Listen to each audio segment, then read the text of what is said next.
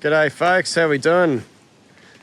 Another eucalyptus profile, and I've gone to the trouble of coming back to this beautiful one here. This is an absolute titan, and I'm in a beautiful location called East Bowral, just near a road called Kimberley Drive. This is Mansfield Reserve. It's an absolutely beautiful place in East Bowral. Sort of on a shale deposit, and what I'm trying to profile on this video is Eucalyptus cypellocarpa. I haven't got around to this one yet. We just observed this tree here about a year ago. I'm not going to be able to do justice to the size of it, but you know, that's my hand. It's well and truly about I'd give it about 3 meters across at the base, and it's probably pushing about 30 meters tall. It's an absolute beauty. This reserve is absolutely full of them. What we call mountain grey gum, or some people call it monkey gum, Eucalyptus cypellocarpa. We've got other trees like amplifolia here, and we've got viminalis as well. They're sort of the three main trees in this reserve. I haven't done amplifolia yet. I'll have to make a video on that as well. But cypellocarpa, it's a New South Wales and Victorian tree, and it's sort of another one like radiata, which is sort of on the tablelands coastal sort of fringe and into the tablelands, moving towards the western slopes. Goes about as far north as the west of sort of Armidale, I think. And then it comes south, sort of scattered down the tablelands, coastal hinterland, I guess. And then it punches into Victoria, sort of the eastern half of Victoria, through Melbourne to that sort of southwest of Geelong area. And I think it ends up around Horsham. That's sort of most of its range, or the main range. So just a New South Wales Victorian species. Just got to try and find some of the features. Beautiful big trees. Just to link it in, it sort of looks like viminalis from a distance, and can look like amplifolia as well. It's sort of got that sort of appearance. It's got a bit of a box bark at the bottom here. You get some ribbons, but most of the trunk sort of has a gum look, sort of like pterodocornis, amplifolia, or viminalis. It's got that sort of look to it, but it's got some really cool features that pin it down. I'll just see what I can find. I'd be pretty confident this is a juvenile sort of sapling cypellocarpa, and it's probably a good one just to look at some features. One of the things about it is the leaves. They're just big. They're big and they're fat and they're sort of thick. Sort of reminded me of something like Eucalyptus goniocalyx. They're probably not as thick as that, but you can see we've got these genuine long, sort of like a blue gum sort of leaf. And that's a really strong feature of cypellocarpa. This leaf in my hand here is probably, it's over 20 centimeters, easy. It's probably about something like 25. And it's about 3 centimeters or so fat, I would say. So about the 30 mil mark. And some of them are getting even sort of bigger than that. I'll just try and pull these ones down. They've just got a genuine big leaf to them, and that's a real feature for cypellocarpa. This leaf here would probably be about 4 centimeters wide, and again it's hitting the 20 centimeter mark, so they're pretty chunky leaves. Sort of like a Tasmanian blue gum. They're sort of getting into that sort of bracket. The leaves are described as being up to 30 centimetres long and up to 5 centimetres wide in the adult stage. I've never really focused on the juvenile leaves. They would be handy to look at, but I think they tend to look a bit like the adults. I don't think there's much of a what I'd say a dimorphism that we can latch onto, but the adult leaves are certainly big and chunky. So 30 centimetres long to 5 centimetres wide. They're sort of medium thickness. They're not overly thick, but they're sort of not overly thin either. They're sort of in the middle. And they're concolorous. Can't see any hint of discoloration there. So just another one that's throwing concolorous leaves. This one here actually is slightly discolorous in the morning sun. But I think they're mainly described as being concolorous. Yeah, the leaves are described as being concolorous to slightly discolorous. I can certainly see a little bit of discoloration here, but it's very slight, overly obvious. Just going to check this one. Yeah, that's pretty concolorous. Hard to really put that in the discolorous category, but just note some of these leaves are showing a little bit of discoloration, and they are described as being concolorous to slightly discolorous.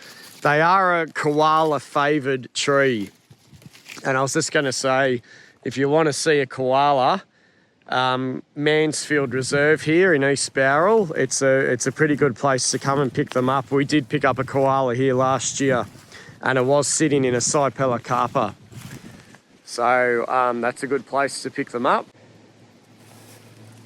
Now the buds and the fruit of cypellocarpa come in 7s. They're in concrete 7s. But this is what you're getting with the fruit. These cup-shaped, barrel-like, just try and get that in focus there. Yeah, these barrel-like fruits, which are quite distinctive. So they got a real cup shape to them, sort of with the valves just sitting there below the rim. Possibly enclosed. I don't think they get exerted. Yeah, so the valves are described as being enclosed or rim level. They rarely get exerted. And this fruit here is probably about, 10 mil tall and probably about 7 mil wide, something like that. So if I had to link them to something, I'd be thinking something like Eucalyptus botryoides maybe, or something like Eucalyptus obliqua. They've sort of got that sort of barrel-shaped look to them. Just trying to find a few more. Just one of those days where getting good material is a bit hard to come by. But on the ground, you can normally find plenty of these. So just have a look around. And if you've got a lot of cypellocarpa trees, you should be able to find plenty of these on the ground. You can see a definite pedicel there on the fruit. And look how long the peduncle is. The peduncle is quite long. Looks like, the peduncle's getting up to about 30 mil. So it's a nice, long, genuine peduncle. And as I said, the buds and fruits will be in 7s. And they've just always got that nice, cup-shaped look to them. There's a few here, but they're sort of all dropping off on me. But this is what you can find. So, yeah, if we're just trying to, again, use some linkages. They look a little bit botryoides, but not quite. Botryoides are sessile and they don't have that genuine pedicel. And they've got a much longer peduncle. They're looking a bit Eucalyptus obliqua maybe. That's what they tend to remind me of a little bit, but the sort of valves on obliqua are very different. So, yeah, a bit of a different fruit, I think, and a different peduncle setup as well. Very long there. And if we can get hold of the buds have got some nice killer features as well. But that's your typical cypellocarpa fruit. There's just some Titan trees in this reserve, some really big trees. You can see the ribbons on this one. Got some ribbons here at the base. A bit of a teraticornis looking trunk. I've got some juvenile foliage here. It's looking very much like the adult foliage, not very different. coming out there in sprays. And there's certainly a massive Titan tree. I think they're capable of hitting about 40 metres, maybe even taller. Some of the juveniles here are a bit more ovate, bit more red gum looking. But they're beautiful trees, cypellocarpa. I'll just see if I can find the buds, because they've got a very distinctive feature. I'll just see if I can find some. It's a windy day now and plenty of materials blowing down. But this branch was on the middle of the road, and that's a really good look at the fruit of cypellocarpa. Just in its really ripened stage. Quite beautiful, and they should be in clusters of 7s. So that's just a laden branch. Hey folks, in this whole beautiful reserve full of cypellocarpa, I'm just defeated on getting buds. But I found these old ones on the ground. Hopefully I can get somewhere with these. The buds are in 7s. I might have 6 here. Yeah, I've only got 6. There's one missing. But if you can get them fresh, and I hope you can get them fresh, I'm not going to be successful today, I don't think. They've got these really conspicuous longitudinal ribs. And I'm just going to zoom in and have a look. They've got these really distinctive longitudinal ribs going up the hypanthium and onto the bud cap. So they're like sort of wings on the buds. They make it sort of look winged or maybe a bit rectangular. They're these prominent ribs, and that's what I look for on the buds of cypellocarpa. Trying to sort of get in on it there. So I'd really love to show you this fresh, and I'll keep trying as I walk back to the car, but you just got these really nice ribs on the buds. I'll try and get it into the sun. There's some beautiful afternoon sunlight coming through. No luck at all on the bud front. This old branch has come down. We might be able to have a bit of a look at just these old ones here. But just having no luck at all. Just a complete absence of buds. But get them into the light. And again, you can just see that, yeah, just that rib there going up the hypanthium on the right of that hole. Probably been made by an insect or something, and just those buds there. Just these, yeah, these really nice, when they're fresh, just have a good feel of the prominent ribs on the buds. They're quite distinctive on cypellocarpa.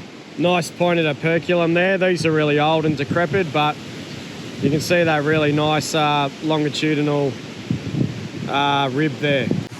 If you've got them, it sort of means the bushland is a pretty nice place to be, I find.